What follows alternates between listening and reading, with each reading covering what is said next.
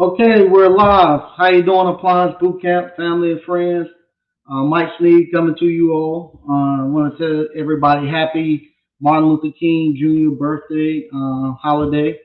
We'll give YouTube a few minutes, like always, to go out and send out the notifications to let everybody know that we are live. We got a hands-on live event coming up this weekend. People will be here Friday. That'll be Friday, Saturday, and Sunday. Can't wait to see you all when you all get here. The last one we had was very good. I know this one right here is going to be just as good. All right. Also, I want to thank everybody for that has went out and purchased orders of popcorn for us. The link, if you would like to purchase some of our homemade kettle corn, that link is in the actual description. Please feel free to go out and order some of that, and we'll ship it directly to your house. We got new flavors coming out in the next couple of days. As soon as uh, our, um, our products get here, we're gonna have blue raspberry. We're gonna have caramel and chocolate, and we're gonna have a Carolina Reaper. A lot of people say they want something real hot, so we're gonna have a Carolina Reaper, some hot popcorn, and we're gonna do a salt and vinegar. So those are the flavors that we're actually working on right now. Um, for our new popcorn flavors, and we should have those in the next week or so. And they'll be online where you can order those too. We just got to finish practicing with the actual recipes and get them down pat. And like I said again, thank you everybody who have ordered popcorn, and those that continue to order it. I really appreciate it. And the ice cream parlor, now it's starting to pick. The numbers are starting to rise back up. Even with the actual ice cream on the weekends and stuff like that, they're starting to rise back up. Coming up, I think, like all businesses, right after Christmas, everybody has spent all their money, and now they're coming. Everybody's coming back out spending money. So I'm starting to see the actual sales of actual ice cream start to pick back up too. So that's going very well. If you watch some of the videos I put out over the weekend, you can see that we got a new. I got two new buildings. I have one. The other building, I'm gonna uh, I'm gonna give that to the actual my investment group. So I'm still in that one. So it'll be myself doing one, then me and my investment group, my friends, we're gonna do one together. So they're gonna help me out with that one. So I own one totally by myself. The other one we're gonna come in together and do something collectively in the other one. So I'm happy about that. And I'll be showing you all as we get the key and as we start to put stuff together. Can't wait for that. Also, you all who's starting to do the before 12 challenge. I'm going to step my game up tomorrow. You all, you all, wow, y'all are very inspiring and motivating. Today, I just picked up a small call. It was actually just a dryer, and it was the actual dryer vent. They had the dryer pushed too far back. So I went there and done that, and I made $150. I was happy, but I saw you all putting $300 and $400 before 12 o'clock. I was like, man, y'all are killing it. So that's very inspiring to see you all doing that. Matter of fact, I'm stepping my game up tomorrow, and I'm gonna try to put up some respectable numbers going out tomorrow. But if you don't know what the before 12 challenge is, they got all these challenges, busted challenges, post your son, post your daughter. So what I decided to do, we'll do a before 12 challenge. And whatever you make, whatever money that you earn before 12 o'clock, just put it out there so everybody can see. And you don't have to post the checks or anything, but just put it out and let everybody know, hey, this is what I killed and brought to the house before 12 o'clock. And it's motivating, and it gives everybody motivation to get out and make a good start of the first quarter, and to get out and like they say, the early bird get the worm. So we're gonna get out there early and put something in the basket before 12 o'clock, before lunch break. Just seeing what we can do, and it is just motivate each other, keep everybody moving. I'm today. I saw y'all numbers; they look great. You all are doing great. This is it's amazing to see that. Just to think, uh, at one point in time, for somebody somebody would have told us that you can make $400 before 12 o'clock. That's what some people make all week, and that's kind of what it came off of. The Army, we do more before 9 a.m. than most people do all day. We say, hey, we do more before 12 than most. We earn more before 12 than most people earn all week, and we're showing it that we can do that through appliance repair, and that's within any skilled trade, not just appliance repair. That's within any skilled trade, and hopefully too, it'll actually catch on, and maybe we'll get more younger people actually looking to get more into the skilled trade. So what we're going to talk about tonight, we're going to talk about appliance repair. Because appliance repair, you see what it does. Where you can go out here and you can earn five. We had some people done six. Some people, it was averaging about maybe if you took mines out, everybody's averaging around 3 to 4. So and I'm not putting my subs in this. I might have to. I thought about that today. I said I might put in with my subs. But I probably won't. I'm just gonna put what I put in the days that I go. I'm just putting what I go out there and earn, not what I earn with my subs. But it is appliance repair kicks off that type of money where you can go out here before 12 o'clock, make $300, $400, have it in your pocket. And I don't know any job that does that, that will allow you to do that. And that's what we're going to be talking about today. Appliance repair is our generation of the peanut. And what happens every year is several books that I read at the beginning of every year to kind of set the course of me and to realign myself every year. And one of those books is Up from Slavery by Booker T. Washington. Up from Slavery is the autobiography of Booker T. Washington. And if you haven't read that, you can get it on Audible. It's very good, very inspiring to see his thirst for knowledge and how he came out of slavery and how he was able to build Tuskegee and all the great things that he done. From him walking from his hometown over to Hampton University to go to school and not even knowing how to sleep because he didn't even know how to sleep in a bed. He slept up under the bed one time, then took the sheets off because he had never slept in a bed. Just to see all of that type of stuff and to read that and to see how he thirsts for knowledge, it is very inspirational. So if you haven't read that, I advise everybody to read that. But what we're going to be focusing on is when he first got the land for Tuskegee University. Now Tuskegee is down in Alabama. It's a university. It's a HBCU. He actually founded and built Tuskegee. And when he first got there, the land that they gave him was totally barren. And I say barren, I mean it couldn't produce any more crops. It was almost like a desert because of so many. Nobody knew about crop, what they call rotation and stuff back then. They would just go cut all the trees off a piece of property, strip it down, and then they would just keep planting the same crop over and over until the land couldn't produce anymore, and it just became. And then once it couldn't produce anymore, they moved over and done that to some more land, and nobody knew anything about crop rotations and stuff. And what happened when they just looked at the land as being useless after that, so they had just leave it. So that's the land they gave them. They told them, yeah, you can have this land right here, and you're gonna have an agriculture school. You're gonna teach people how to grow stuff, so you can have this land, and that's what you're gonna. That's what they gave them. And at that point in time, it was totally useless, but it was free, and he didn't have any money. So he said, okay, fine, I take it.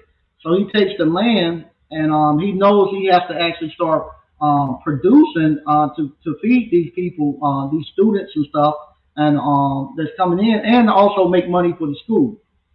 He needs a cash crop. So what happens? He goes and he gets Dr. George Washington Carver. Dr. Carver was probably one of the greatest inventors. I'd say one of the greatest inventors this country ever produced. Where he go get him and bring him down, and Dr. Carver he looks at it and he said, well, the first thing we got to do, we got to repair this land. because what's happened, the soil is totally all the nutrients in the soil has been removed by the crops that they were planting. So we got to get something to put the ingredients and all that stuff back into the soil.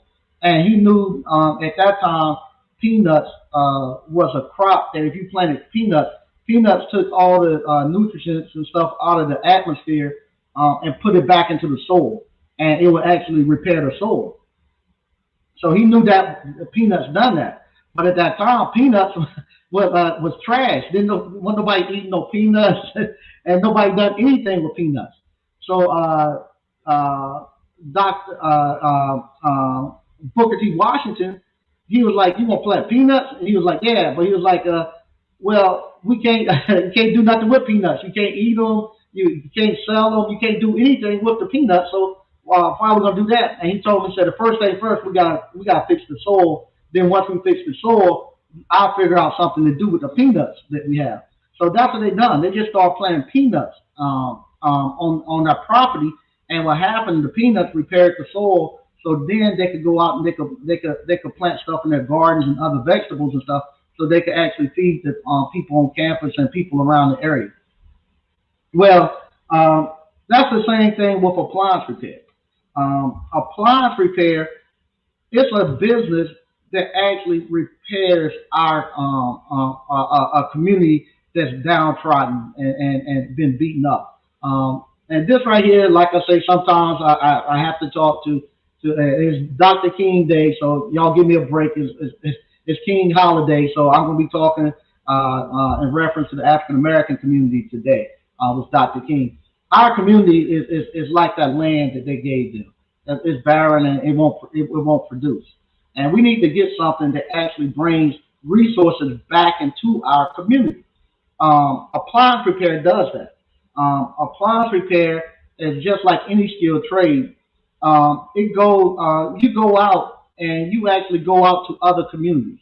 So we're doing appliance repair. We're going out to middle class and upper middle class neighborhoods and wealthy neighborhoods, and we are repairing their stuff. Unfortunately, we can't repair stuff in our traditional neighborhoods because there's no money there. There's no resources there. So it's totally it's messed up. So we have to go to the other neighborhoods, pull out those resources, and bring them back into our community to actually to replenish our communities. So just like with Booker T. Washington and Dr. Carver, they found out that crops like tobacco and cotton, it took everything out the soil. It didn't put anything back. Some of our industries that we have roaming inside of our communities does the same thing. It takes out all the resources from our communities and it doesn't put anything back. Entertainment, especially with the athletes and stuff like that, it pulls our resources out that we could actually make money from, and it takes it out and don't leave us anything. So that's why you see at the HBCUs and stuff, they don't have anything that they can compete with. All the resources have been taken out, and those other power universities don't put nothing back into it. They just take everything out. Same thing with our inventors and our intellectuals.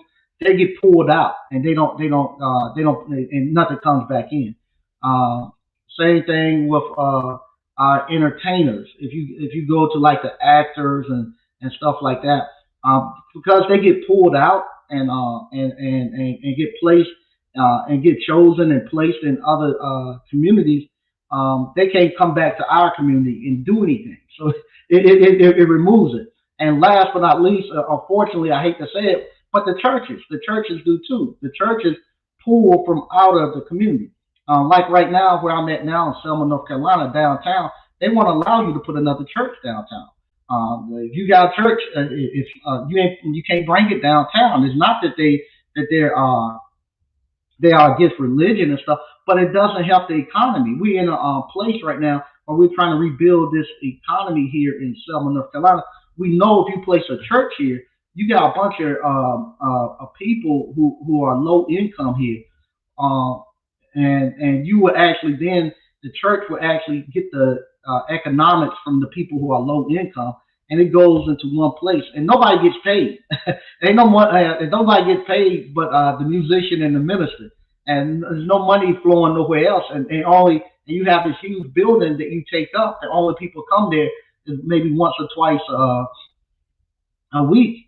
And when they come there, they're coming praying for money. And they're not coming to spend no money. They're coming praying, hoping that they get a breakthrough, that they can get some money. And you're pulling the little resources. You know, you got somebody who's already struggling financially, and now you pulling some more resources out of them. You're not putting anything in there with them. Rather, with businesses, you take a business and you put it in a small struggling town like we have right here, and now those businesses starting to our ice cream parlor, appliance boot camp. We got the coffee house next door. We got the jewelry store. We got all these. We got fish market now. We got all these businesses now that are now starting to pull in new businesses because now they're seeing the growth come. And that's what you want. You want something that's going to pull something in, not something that's just going to take the resources from the people. So that, and also the drugs and all that just decimate the community. So we got to have something to put stuff back in, and that's what the skilled trade does. It allows us to go to the other communities, grab resources, and pull them back in. Now, once you grab those resources, now we got to do like they done with the peanuts. Now we got money. You saw on the before 12 challenge. At the before 12 challenge, you saw people making $400-500, before 12 o'clock. And that's real. That's hard money that they're bringing back home into their communities, into their households and stuff. And that's great money. So now with that money that they're actually pulling back in, we got to do like they done with those peanuts. Now you got a bunch of peanuts sitting around. Now we got to start creating products and stuff from these peanuts. So what happened? Dr. Carver, he went out and he made peanut butter. He made all these different. He made peanut oil. He made vaccines out of the peanuts. He made thousands of products to the point that peanut became like the number one cash crop because he was making all these products and stuff to sell them. So that's the same thing we're doing. Now that you have appliance repair and you got this cash coming in, now you got to come back and you got to do like I'm doing and like other people are doing across the country. Come back to our communities, buy these buildings and stuff that's in disarray, that's dirt cheap, but they still got the actual other than the roof, the roof on it is bad. Got to put a new roof on it. But other than that, it's built out of bricks and stones, and you got the infrastructure. You got the city got water and electrical there. You got the major highway coming right behind me. You come out here and you buy those buildings and buy those vacant structures or vacant businesses in your community, and you start now because you have the cash coming in from your appliance repair or from whether skilled trade or business you're in. You now start to cultivate new products and stuff from the appliance repair. Like you seeing me now, I'm actually I have the ice cream parlor. I've just done the popcorn.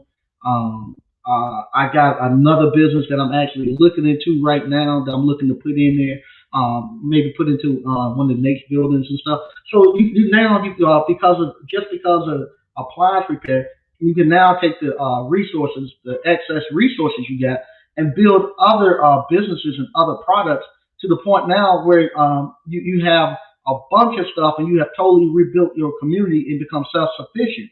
By the time Tuskegee got done, by the time they got finished with that place, they made their own bricks. They had their own brick company where they made bricks and they sold them throughout the United States. They sold them everywhere.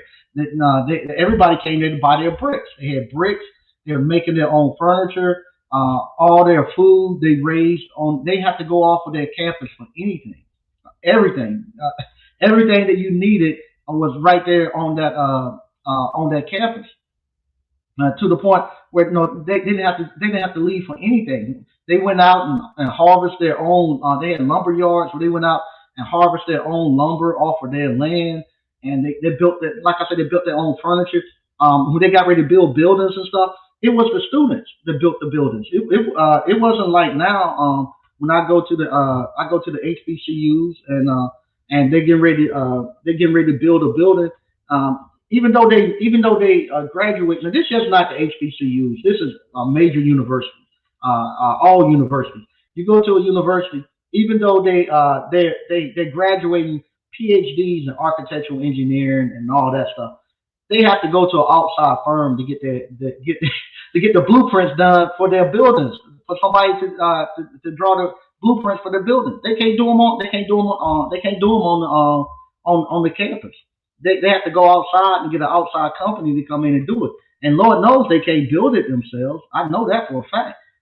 So they can't do any of that. Well, they was able to do all of that, and they were totally self sufficient. They didn't have to leave and do anything. Everything that they done needed to have done, they've done it themselves. And like they said, the first couple of buildings they built, it was he said they weren't they might not have been the best buildings and stuff like that. But by the time the president at that probably 15, 20 years later, the president came. They had a big parade. By the time he came, their buildings rivaled anything that anybody had. They had figured it out. And they said they could build anything that you wanted. They were master builders and they knew the art of making bricks. Their bricks were the best bricks around. And that's the way I'm looking at going with this appliance boot camp. Starting off, we're getting going, and everybody's doing so great and studying and learning the trade and stuff, and getting out here making money. But at the same time, as we start to move on, like I say, these businesses that I'm doing, they're starting off. I'm not. You come.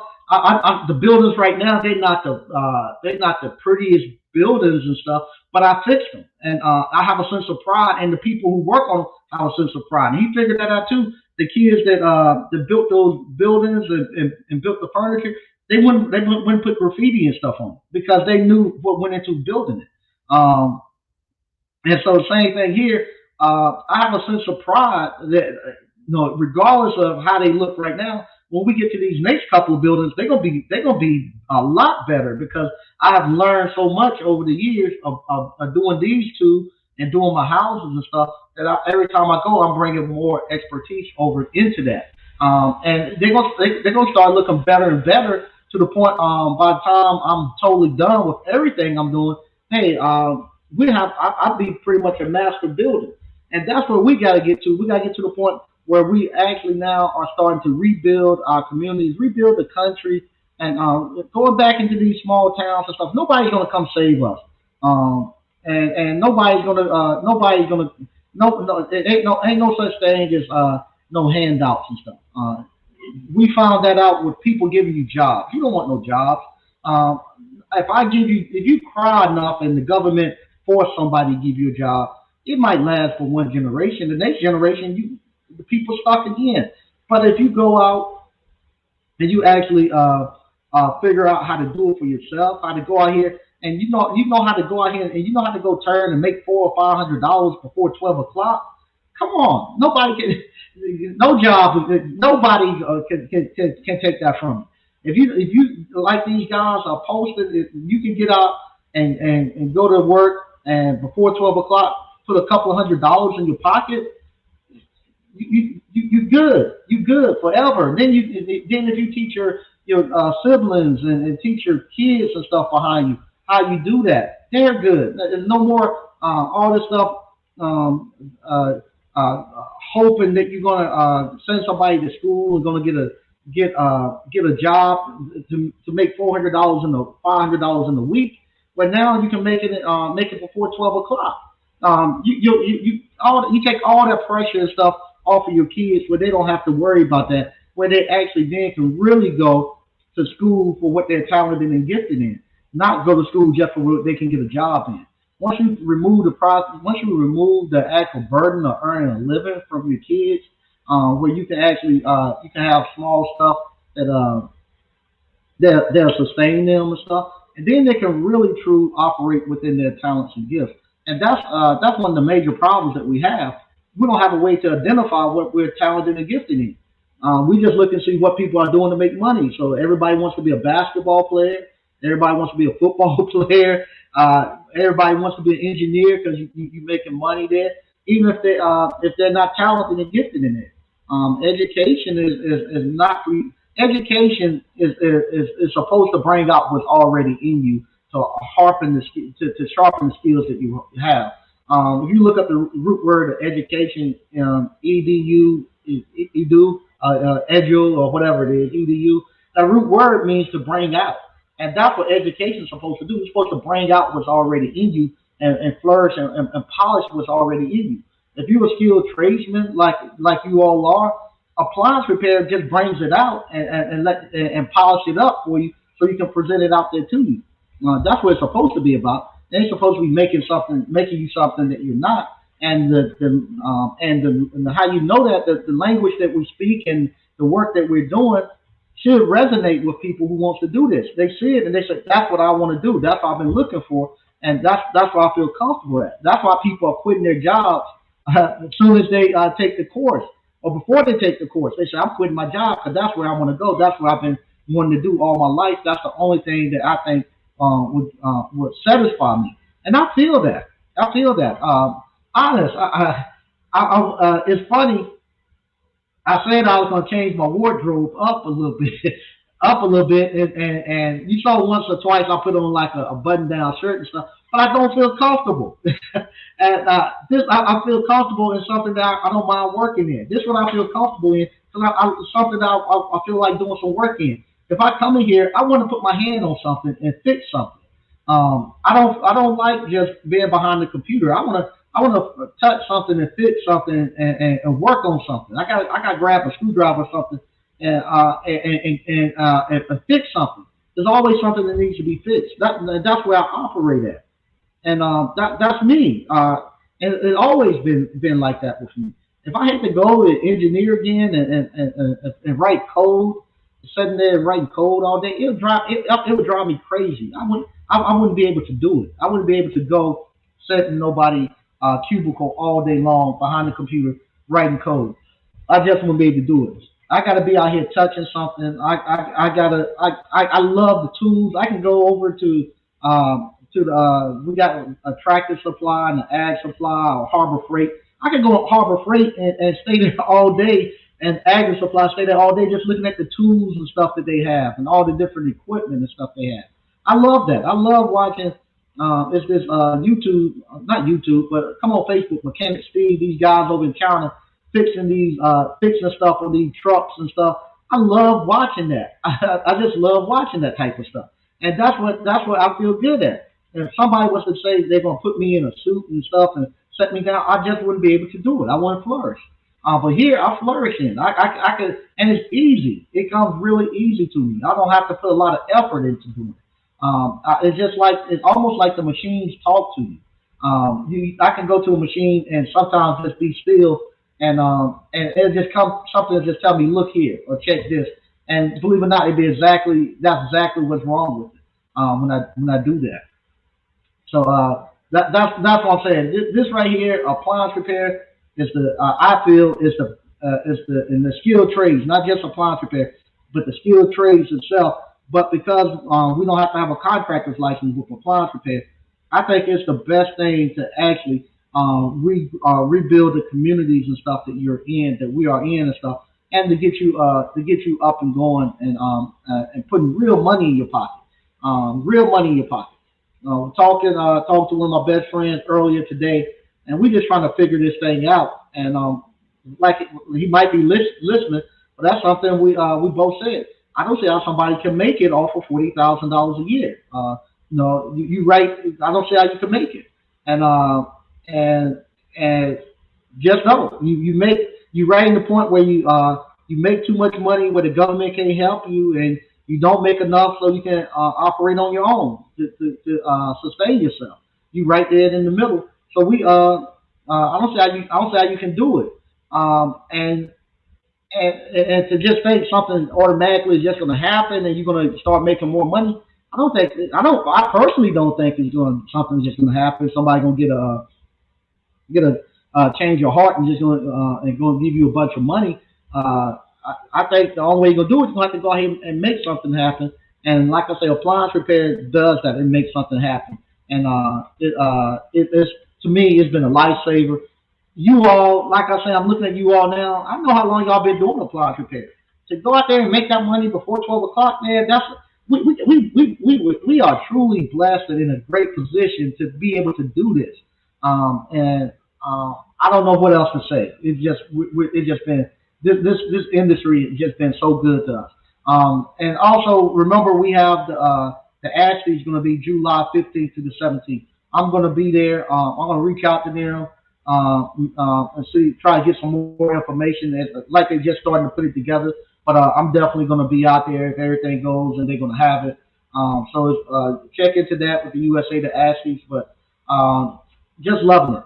And I'm going to start reading some of these that we have in the chats. Hey, how you doing? Okay, okay. I got the a text you sent me. I don't work on the weekends, you all. So you all send me some of the weekend. I'm trying to be spend more time with the wife right now. So and my kids don't want to spend no time with me. So I'm trying to spend more time with the wife right now. So on the weekends, I try to let it go. So if you send me some of the weekend, I'm not going to read it until the next workday. And today was supposed to be another holiday for me, but I snuck off and done a little bit. So I saw that you when I got here, I saw you had sent me a text. I answer it for you tomorrow if you haven't got the answer yet. Hey, how you doing, girl appliance? Good evening, Mike, ABC fam. Hope all is well for everybody. Hey, how you doing, Picture Man 63? Keenan Bruce, how can I join if I don't have the money for the class? You got the money for the class. You got the money for the class. You can pay $99 a month and go. We had a young man. He said the same thing. It ain't been 6 months. Now this is like no. It ain't been 4 months hardly. He took the course. His fiance or his wife went to the plasma place and sold plasma. They put a picture up where they went and they sold their plasma and got the money.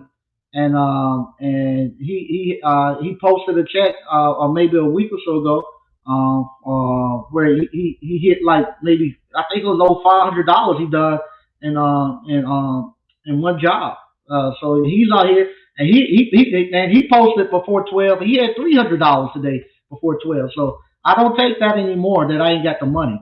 You got the money. You just ain't thinking hard enough. It ain't making $99. You get the $99. You'll make enough money if you look at the courses and apply before the next payment come up. You be making $99. You be able to pay for the rest of the payments. But yeah, you can make it. Can't all this stuff. Ain't got the money and stuff. We got to get out that mindset. Once you say you don't have the money, your mind stops working and don't even try to look for the money. We can't be doing that no more. All that charity and stuff they come do in our community, we need to cut that out. We need to kick them out. My grandfather told me this one time. He was going through dementia, and I went down to see him. His mind would go, but he would think he could remember everything when he was a little kid. But if you talk to him, he won't remember nothing 5 minutes from what you just said. But one time I go down there to talk to him, and he's reliving a scene with his when he was a little boy, and he grew up during the Great Depression. And I come down there, and he tell me, he said, "Man, you just missed it." I was like, "What's wrong?" He said, "My dad pulled a gun out on these people." I said, "Your dad pulled a gun out on these people?" He said, "Yeah, my dad pulled a gun out."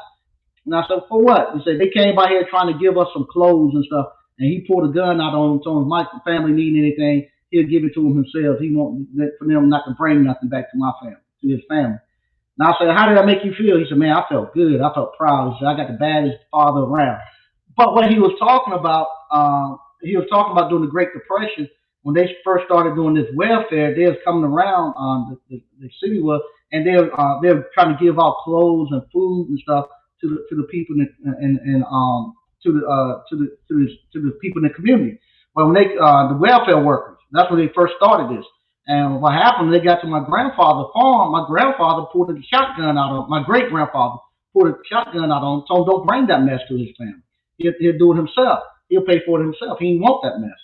And and with that, my grandfather never got on welfare. Um, I've never been on welfare, and I refuse to get on welfare. Matter of fact, my wife and I had this discussion, and we still having this discussion uh, with the financial aid for college. The college wants you to fill out the stuff for financial aid, and I'm saying forget it. I pay for my if I can't pay for my daughter to go to school, she don't need to go. If that's the way I feel it, and what's happened, they're like, well, it's free money. It ain't free money. I want to be able to say that I paid for my kids to go to school. Maybe I'm stupid about doing that, but I want to be able to say I paid for them to go to school. So I say I ain't filling out no thing for no financial aid and sending all my information up there for them. I'm not doing it.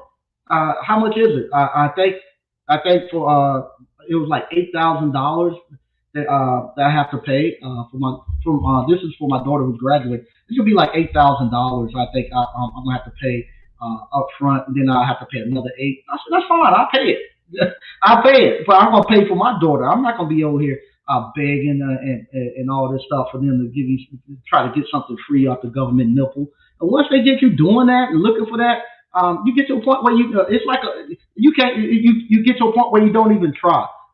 You can't even go feed a bear. If I go over to Yellowstone National Park and I start feeding the bears, they'll lock me up and put me in jail. Because they say if you feed that bear, he's not going to want to go out there and try to do it on his own. And he gonna constantly be looking for somebody to feed him. Let him go out there and find his own food. But with us, they give us all this stuff to the point now. Well, $99. You gotta be ashamed of yourself. $99. You come and ask someone you can't afford it. How in the world you can't afford $99 to be in the United States of America? There's no way possible you can't afford $99 and be in the United States of America. You just can't do it. You got men who crossing the border, going to cross the border tonight. Can't speak the English, can't speak the language or anything, and they're gonna hit the ground making $30, $40. They cross tonight. Tomorrow morning they're gonna be on somebody crew making $25, $30 an hour, swinging a hammer or something like that. There's just so much stuff you can do, especially with the internet now. So much money you can do to make $99. Uh, I, I, I see the alumni come here, and people the checks and stuff. The people have checks now for $200, $300, $400. They don't have time to go to the bank to even cash the checks. That's how much money is flowing through the United States, and you gotta get your mind together where you're going out there and you getting some of that money. And if I gave you the class for free, you wouldn't take it. You wouldn't actually take it, and you wouldn't apply because it was given to you. But if you come out here and you go out there sell your plasma, you go out there and sell your plasma like he did, and you get out here and you make it work. But if I give it to you, you ain't gonna care nothing about it. You'll go to the next person doing a course and say, I ain't got no money, can I get something for free? You can't do that. We don't beg around here. We don't beg around here. All right. Good evening, family. Hey, how you doing? Good Tech Appliance Repair. All right. Hey, how you doing, Greg B? All right. Dale Scott, hey, how you doing? Glad to see you. Sega Phonics, what's up, family? How you doing? Uh, Madison Rubella, hey, what's going on? Greg D, is that lady behind still behind the building? Yeah, she's still there. The town is closed today because of the holiday. But I'm gonna actually go talk to the town because I gotta get my key. I'm gonna tell them they gotta get her out so we can actually move. And I need to get my dump truck back there so I can pick up the trash and stuff too. And if you haven't seen it, if you go look at the video I put up earlier this week, last week with the lady who's behind there, and she has some mental problems, but I gotta get her from out of there. She actually, it's funny. She actually believes almost like she's entitled to be there. She told me, I told her, I said, I didn't want to catch her. She takes a shower and all that stuff back there. And I don't want to walk up on her when she's taking a shower and all that. I don't want to see that, Lord knows. But I told her, I was like, what time you get up and get going? Because I want to give you time to get out of here before I come by here on Saturday morning. And she was like, you can come anytime you get ready, but if you were sending somebody else that I didn't know, then I have a problem. She told me that about my business. So I didn't say much to her because she's a little loony. All right, hey, how you doing, BK from the Rockies? All right. Quentin Hodge, hey, how you doing? Good to see you.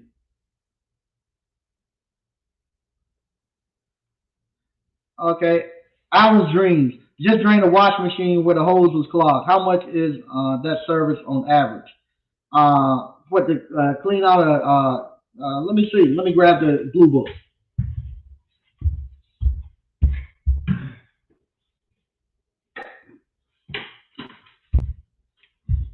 I'm just going to do it like for removing a sock out of a whirlpool washer. Let's see what that is. Uh, we're going to say a whirlpool direct drive remove washer. Uh,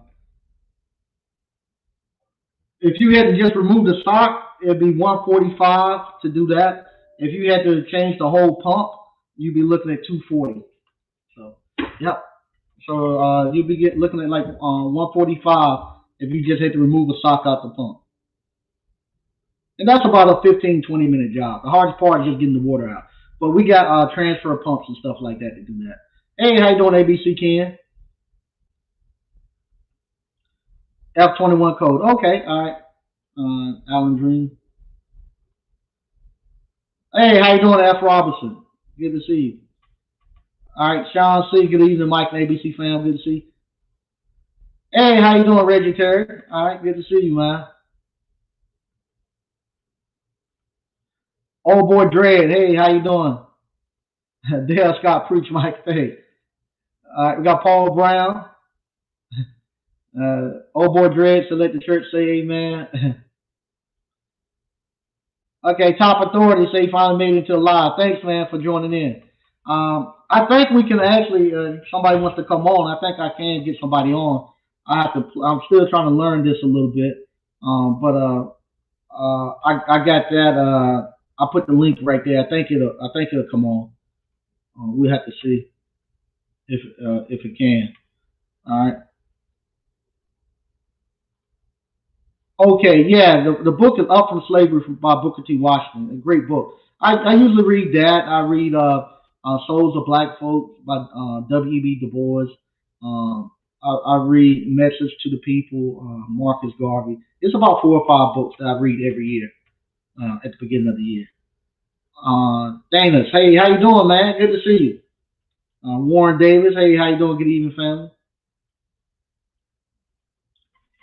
Greetings, Mike. I have an answer system in place that direct the customer to schedule a website for service calls and COD customers, but warranty companies, but and COD customers will, but warranty companies won't any advice. Yeah, with the warranty company, what I do, they're gonna want you to. I find out with the warranty companies, they want somebody to reach out to them first.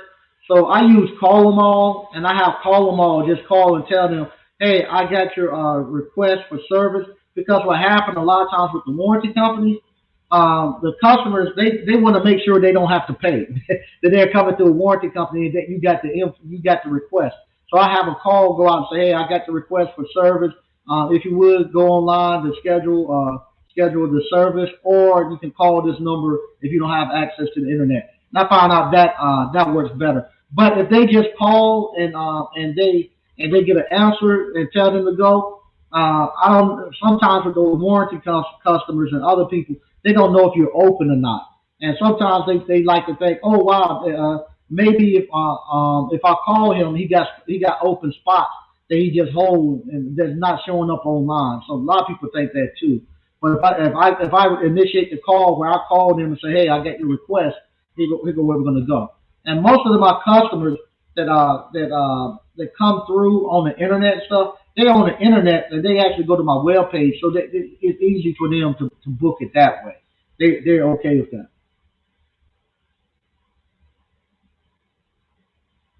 Okay. 89 Dr. Funk. Yeah, Up from Slavery is a great book on how learn skills trade. Yeah, it is very great, very inspiring. Dale Scott, them buildings look beautiful because they paid for. Yeah, they all paid for it. And before when we go get when I go pick up the keys, hopefully this week to the other ones, not they put the keys in my hand. They're gonna be paid for. There won't be no note or nothing on them there. They're gonna be paid for, and I'm gonna pay for them out of cash flow. I'm gonna pay for them out of cash flow from appliance repair. I'm gonna pay for them that way. BK from the Rockies. Unfortunately, today's education in school is designed to make folks good test takers and not good takers. Yeah, it is. It is. It's made for you to be able to pass the test, not for you to think. They don't. I don't think they want you going outside of the boundaries of thinking, or what unless they want you to think. All right. People, this is 89 Dr. Funk. So people would rather die than to think. That's why people ask people to make decisions for them, so they have someone to blame. No doubt, no doubt, no doubt. That's the honest to God truth. People don't want to make a decision. They want to be able to blame somebody for if something go bad. They want to be able to say, "Well, Mike Sneed told me to do it." That's the truth. That is the truth.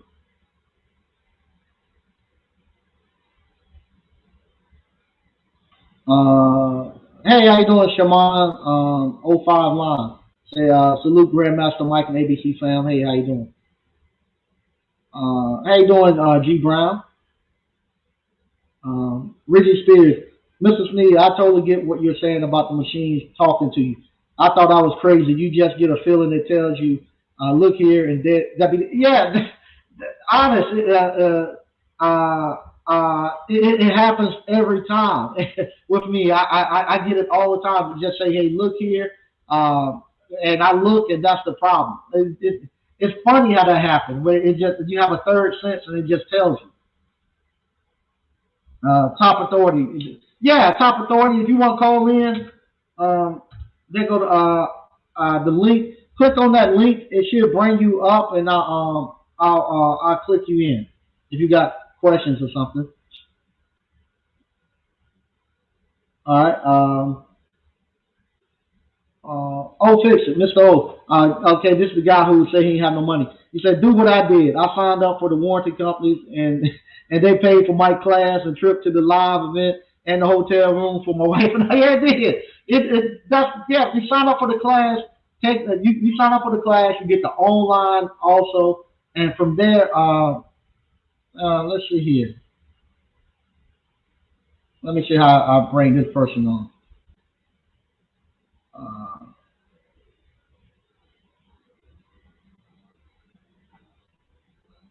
Uh, can you hear me? I'm trying to see how I bring you on. I see somebody come trying to get in.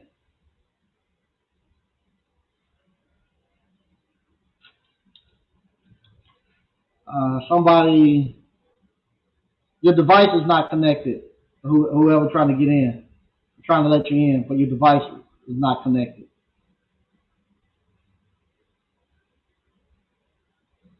All right, all right. I took that person out. I couldn't get his device was not connected. Okay. Warren Davis, we find money for what's important for us. Yeah, yeah, no doubt. Ose Rican, how soon tell the virtual assistant information? My virtual assistant been sick for the last week or so. So I'm waiting for my virtual assistant to actually finish up a couple of little parts that we got going on. But I talked to her today. She's feeling a lot better. So I've been waiting for her to finish up her last little part. So hopefully, oh, this is somebody trying. Somebody, let me ban this person. This person is trying to get in. So I'll ban that person.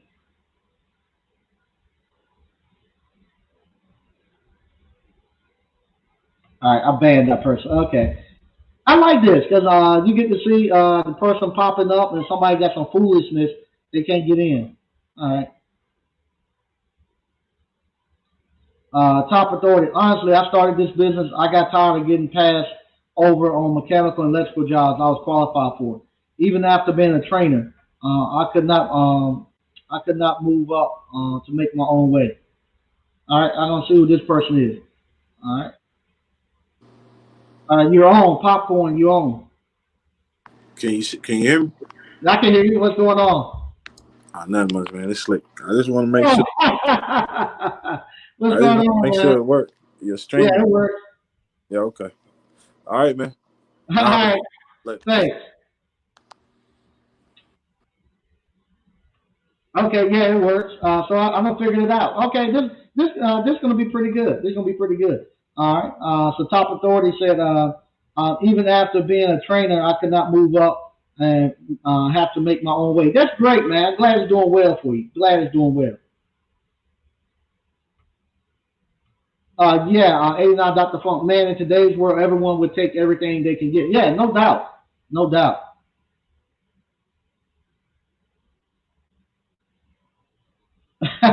Top authority. Come June, I plan on firing my boss. That's great. All right, Frank Evans say hit the like button, people. Okay, yeah, you please do, y'all. Warren Davis, truth is truth. You gotta take a chance on yourself before you expect someone in return, expect something in return. You gotta plant a seed in for yourself. Yeah, no doubt. And, Warren Davis, he was a guy too that went out there and quit his job, and he's been fighting it, and he's doing well. He had a $900 day that he done. Almost cut his thumb off, but he's out there doing it. BK from the Raptors said he could sell plasma in college over the weekend to make about $100. Yeah, no doubt. We used to do it. Sell plasma. You go down there to the plasma bank, sell your plasma, and then and we'll sell it. We'll sell it so we can get beer and liquor. You sell your plasma. Usually it takes you a 6 pack to get drunk. You go sell your plasma 2 beers and you be lit after doing that. But yeah, we've done that many a time. All right, there goes Slick. Say what's up to everybody.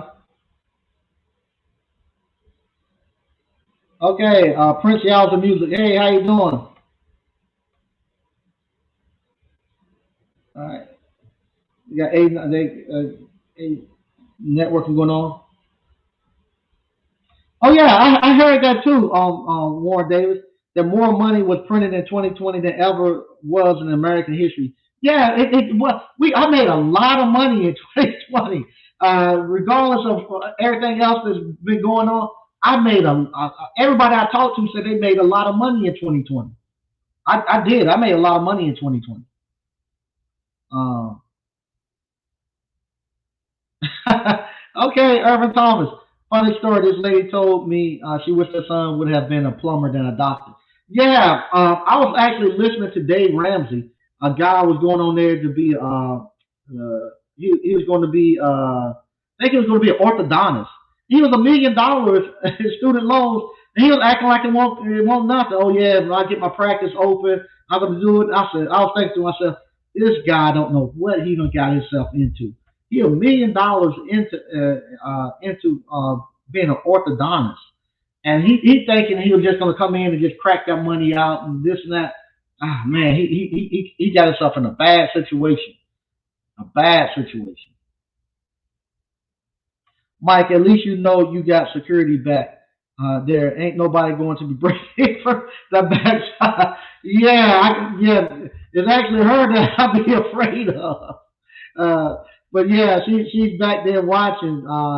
She said she already said she had to pull out on some guy on the other side trying to do something. But hopefully we can hopefully she can get something going. She got a boyfriend. That's the funny part. She has a boyfriend that actually works or rents out the building right there right beside one of the buildings we got. But the boyfriend sleep in that building, but she sleep in the van.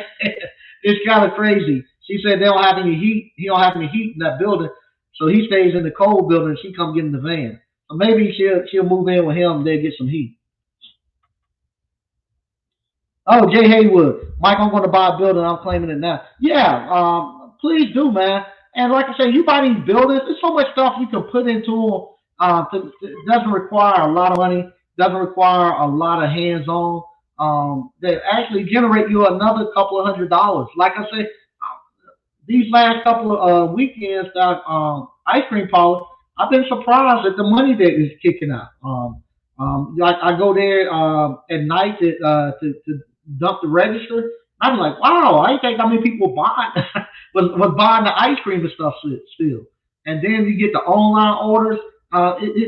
All those all those little pennies and stuff add up and make a nice little nest egg to the point where I actually was thinking about it this weekend.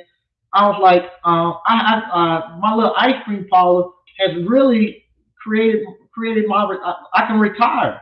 I could retire, and the little couple of $100 and stuff a little ice cream parlor kicks off.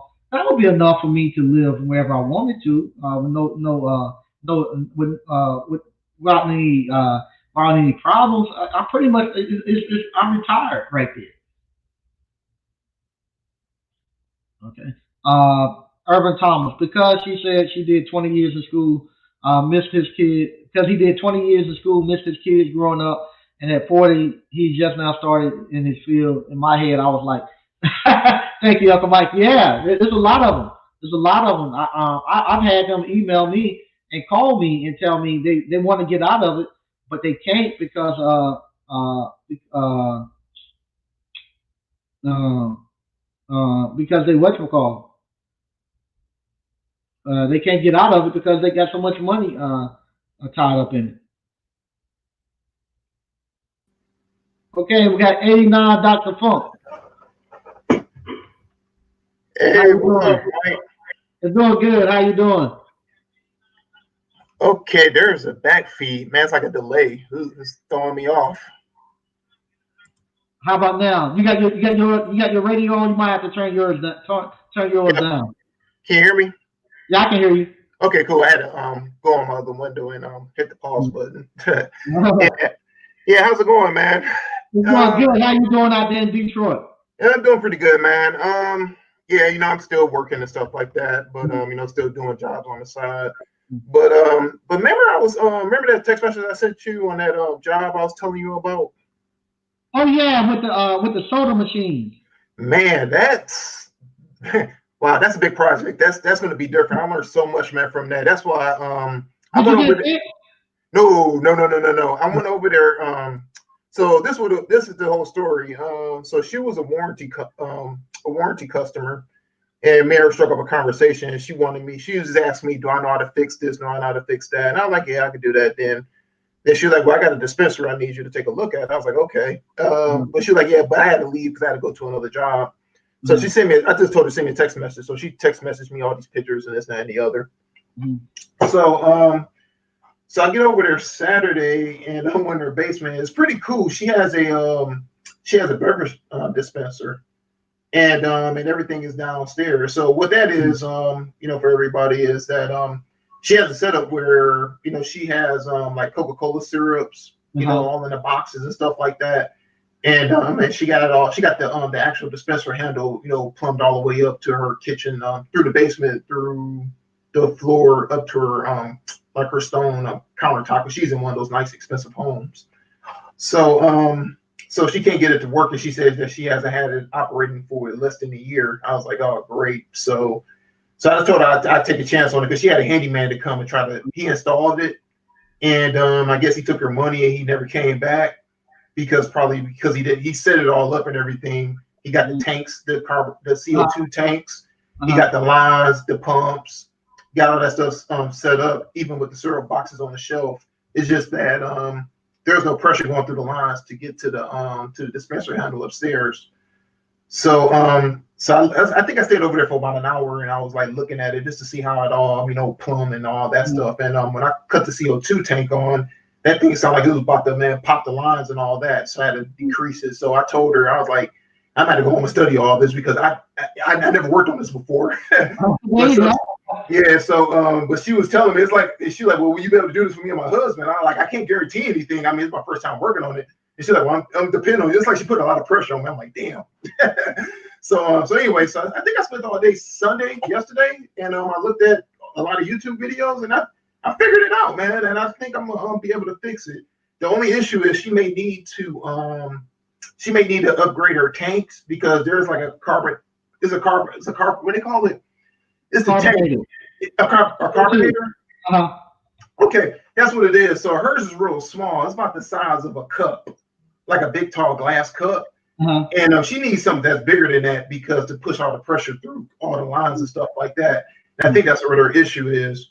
So because she needs something that's going to hold like 60 gallons of water, so it's going to need to be bled and all that stuff. So that's why she's having issues and not being able to get it. So that was kind of interesting. I guess this is a big thing now, man. People having beverage handles, in their sinks, so I thought you was at a bar. I didn't know you was at somebody's house. Yeah, I thought it was gonna be at a bar too, because when I texted her, I was like, well, this is gonna be at your bar. She's like, no, it's at my basement at home. I was like, oh, okay. So that kind of threw me off. So, but it's the thing though, people are actually installing these things in their homes. So what they're doing is they're buying like the jet pumps, the CO2 tanks, because they say you can go to the junkyard and get a CO2 tank. And all you gotta do is fill it up. And they say it costs like $20 to get a 5-pound tank or something like that to fill it up and get the lines and everything and hook it up. It all got to be food grade, of course. And I guess I've been watching YouTube videos. I guess people been doing it themselves where they get the handles and they install them in their sinks and stuff, and they can dispense like lemonade and carbonated lemonade, carbonated pop, and all that. What's that? How much do they cost to set that up? You can get the used tank on eBay for $40. I'm talking about her whole setup. How much you think the whole setup she got? She had a bunch of stuff. Oh man, well, with the whole setup she got, I think she might. Oh, Brandon, they were all new. I think she might have spent like, I'm gonna guess around $1,500. Okay. Yeah, that's all about $1,500 that she spent on that whole setup because the handyman came in, he set everything up. Yeah. If you figure that thing out, man, that opens up a lot. You get to go to go to all the restaurants, you go to all the bars. Yes. Because they always having problems. I never worked on them. Yeah, I think that's a little niche that's starting to open up to me because after yesterday, I spent the whole day researching everything. I was like, wow, I think I might stumble into a little niche here. Yeah. Yeah. So but before I get all excited and stuff like that, I go over there and try to get her stuff up and going. If I get it up and going, then that's going to make me want to go into these bars or restaurants to see if I can, kind of like advertise there, my services of helping them, get their stuff up and going and stuff like that. So yeah. So I just wanted to call in, just to share that tidbit with you on that. Yeah, because that's like one of the biggest jobs that I've got because she got beer kegs down there in the basement. And she was like, yeah, as you can see, we do a lot of parties down here. But I was like, yeah, I see. Yeah. You can do it, man. You're gonna get it. Yeah. I hope so, man. But she said the thing that I'm kind of concerned with is she said that she got like syrup in the lines. And she said she hasn't used it in a year. I was like, ooh, a year? She's like, yeah, I haven't used this in a year. So I kind of clean out all the lines. Yeah, syrup in the lines. I'm thinking like, man, I wonder is it hard to crystallize? So I don't know. So I don't want to have to buy lines and stuff like that because that's gonna be a lot of work. Yeah, I'm pretty sure they got something that can flush it out. Yeah, I'm thinking about unplugging one and maybe getting like a warm bucket and try to flush it out that way with the pumps. But first I gotta get that pump and regulator situated because at my job, I use like a lot of regulators and pumps at my job, for cylinder gas pressures and stuff like that.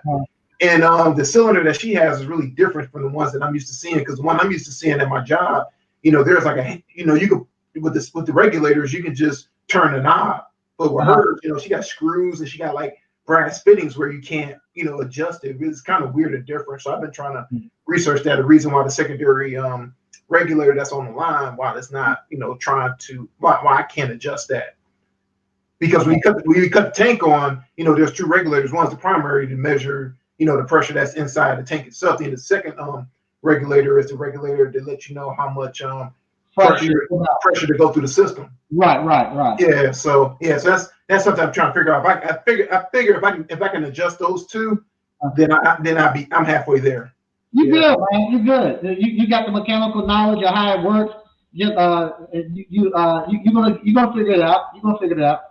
Yeah, I hope so, man. Yeah, I hope so. So yeah, I just want to call in, man, just to share. I know you got your new hookup going on, but I just wanted to call in just to, to share with you and the guys and the update, on how that going. So like I said, I know me and you text back and forth or whatnot. I didn't want to have to worry your nerves, about that because you say you never did it before.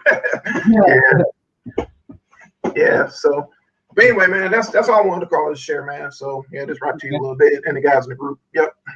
All right. Thank you. Thanks for calling. Yes, sir. All right. Take care. Thank you. Yep. That's the last caller for tonight. I'm gonna read a couple more, then we're getting out of here. But that goes back to what I was saying. You go out here and you just learn the appliance repair. Now from there, he's actually working on, like I said, when you go to the what we were talking about, he had a customer. He went to go fix the appliance, and the customer had, when you go to the bar, you see that little like handle nozzle that they have at the bar where they put your beer and they put the soda and all that. They just hit the button. But this lady had that down in her basement, I guess. She had like a bar in her house, and he's actually fixing that. He hit me up and asked me have I done it. I said, no, I never fixed them. But he taking the same approach as we do with appliance repair. He done it. You hear him? He said he's doing the pregame. He's going out researching and stuff. Now you hear him talking. He's knowledgeable how the system works. He's gonna go back out there and tackle it. And once he tackle it, then that opens up all this other stuff for him. Where now he be able to go to the bars, he be able to go to restaurants, he be able to go fix all their stuff. So that's why I'm saying, with us getting started, it brings in all the stuff we need in our community, because now he's going out to other communities, bringing that money and resources in, and he's getting other skill sets, other stuff he can put out there. All right. Top authority. What's my thoughts on the Blue Book prices? I know a lot of people hate it. I love it. I think if you don't know your cost of doing business, you need to be going on Blue Book prices. Where can I order a copy of the Blue Book? Just go to I think it's what's the name of go to the ApplianceBlueBook.com and you can order it there. ABC Ken, earlier you spoke on the bad land unable to produce. Can you explain what you meant by and all they had to do is rotate the soil? Oh, not talking about not rotate the soil. It's called crop rotation. What happens back in those days, nobody knew anything about crop rotations and stuff. They didn't know about that. So what happened when you plant crops? Say like if you plant like you might plant say like you plant corn you plant corn during the spring and the summer. What they would do, they would just burn all that stuff off or scrape it off, and they wouldn't put anything on top of the topsoil. No, they wouldn't put no crop on top of the back in there to keep the topsoil from washing away. So what would happen then, as it rained, because took all the vegetation off, it'll wash all the topsoil which used to grow great vegetation stuff. All that stuff get washed away, and then you don't have anything to grow anything on, and land is pretty much useless unless you bring in some more topsoil. So crop rotation is during the fall you might plant corn, but in the spring and summer you plant corn. In the fall you'll plant like clovers, and clovers or peanuts that actually hold the soil together, but it'll also replenish your topsoil. So then when you came back again for the summer to plant your corn, you'll actually then be ready. Or they do it like every couple of years, they'll plant a different type of crop to replenish the soil, then go back to their cash crop. So that's what they do like that. So, but somebody who's a farmer, they can go more into it. My best friend, he still has a farm. He grew up. Still have his farm. So I know a little bit about it, but not as much as my grandfather knew about it.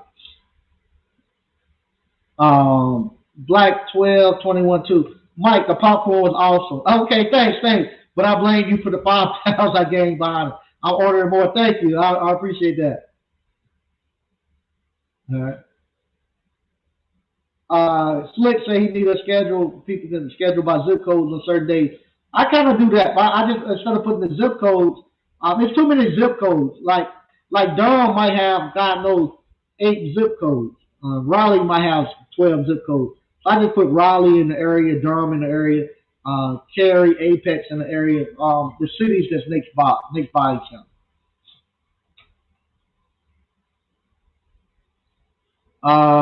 Lucky Bear, how low will a dealer go on a new air conditioner? What percent? I don't know. I don't know. James Davis, what was the skilled trade book? Just trying. Oh, that we were not a skilled trade book. We're talking about up from slavery. Go read that book.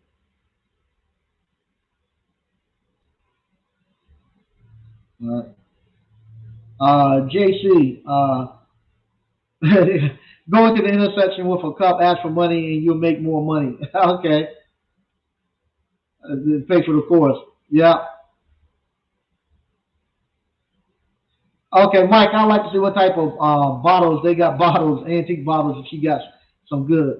Yeah, he got a place full of bottles. A lot of them. He goes and buy them and she washes them.